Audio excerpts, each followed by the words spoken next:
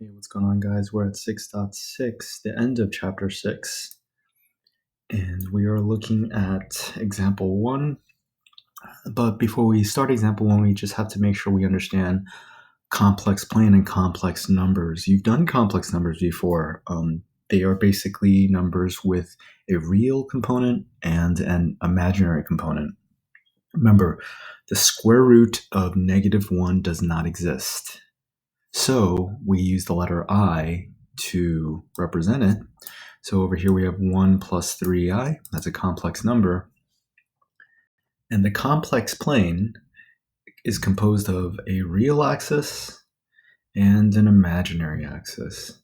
The real axis is the same thing as the x-axis, and the imaginary axis is the same thing as the y-axis. The A is basically like an x value, the B is basically like a y value, and you plot it just like an xy coordinate system.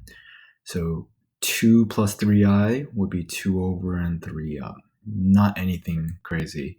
The way you add or subtract complex numbers is just like the way you add or subtract vectors.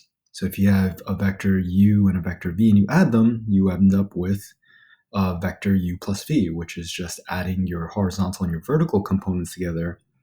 But with complex numbers, you just have a real component and an imaginary component, but they end up being the same thing in terms of how we go about it.